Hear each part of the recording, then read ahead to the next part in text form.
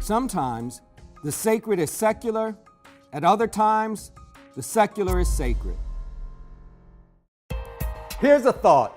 Religion is where you find it. That is to say, if you're willing to think beyond the traditions we've covered, Christianity and Islam, and you're willing to explore the idea that folks create life meaning in a variety of ways, in a variety of locations, you're well on your way to understanding religion as a quest for complex subjectivity, and you're well on your way to rethinking the nature and meaning of hip-hop. Now, this is our last session together, and we're at Music World.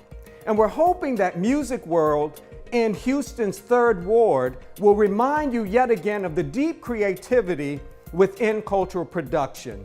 Think beyond the dance, think beyond the lyrics, think beyond the paintings, and simply understand that cultural production like hip-hop is expansive and covers a lot of life meaning. In fact, this is what we want you to wrestle with.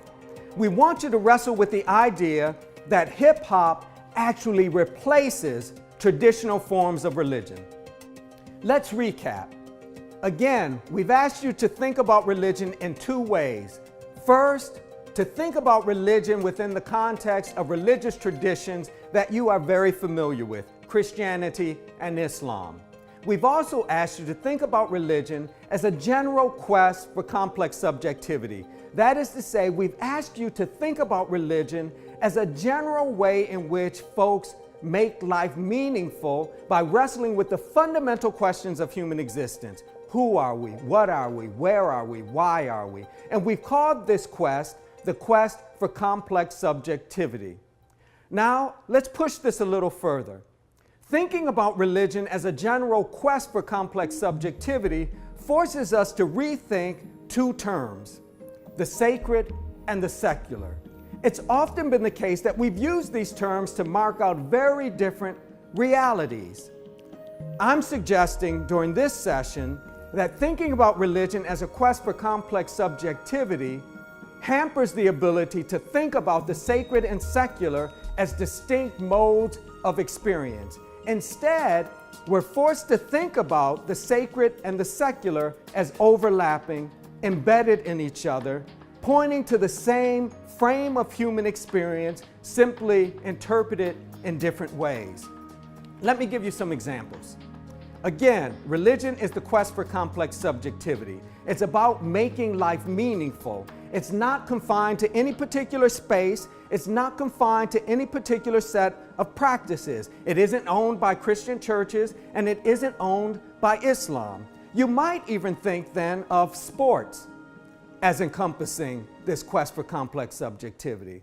Before you tune me out, just hear me out. Think about football and the kind of allegiance that folks have to football. If we think about religion as involving on some level ritual structures, and again, we're thinking about ritual as repeated activity in founded space. The idea that folks go to a particular location on Sundays to watch their team perform, and that there are certain activities that are repeated each Sunday would suggest ritual practices. It has its language, football. It has its high priest, commentators who have a certain range of experience and knowledge that they share with others. There's a deep devotion around team and team dynamics. There are also ways in which football provides a certain moral and ethical compass for folks. This is one reason some parents are so interested in having their children participate in Little League football, despite some of the health risks, because it provides a way of getting them to think differently about themselves and themselves in relationship to others. That it provides a certain moral and ethical compass, a sense of accountability and responsibility, a sense of connection to something beyond themselves. Another example, museums. Now, I'm not the first to say that museums can constitute not only a religious experience, but a religious environment. That is to say that museums open themselves up to folks in a way that allows them to wrestle with fundamental questions of their existence. The paintings, the sculptures, etc., other pieces of artwork present to them opportunities for deep reflection in the same way that attending a church service, walking into a church, or walking into a mosque invites deep reflection, deep consideration of fundamental life issues.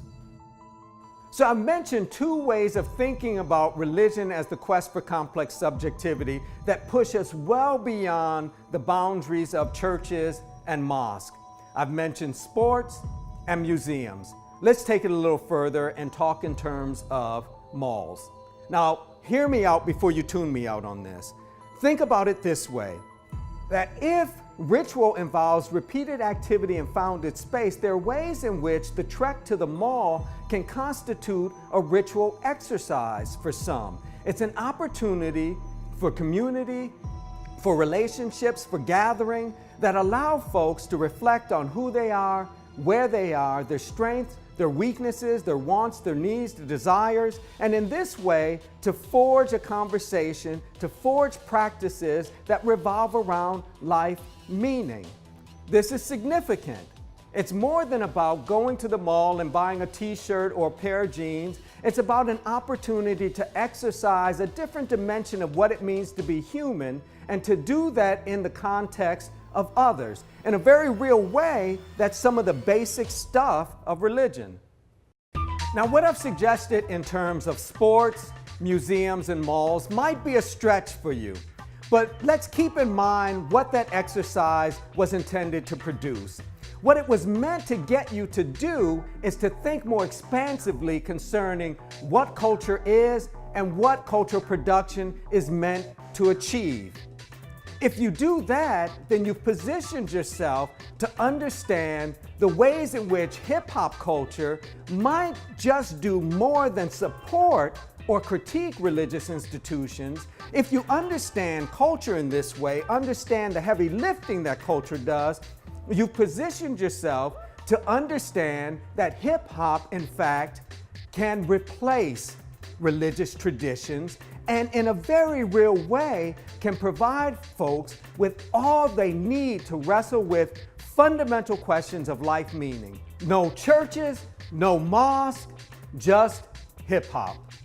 We've pushed beyond churches and mosques to consider sports, museums, and malls as locations for the religious and, in fact, the religious in and of themselves.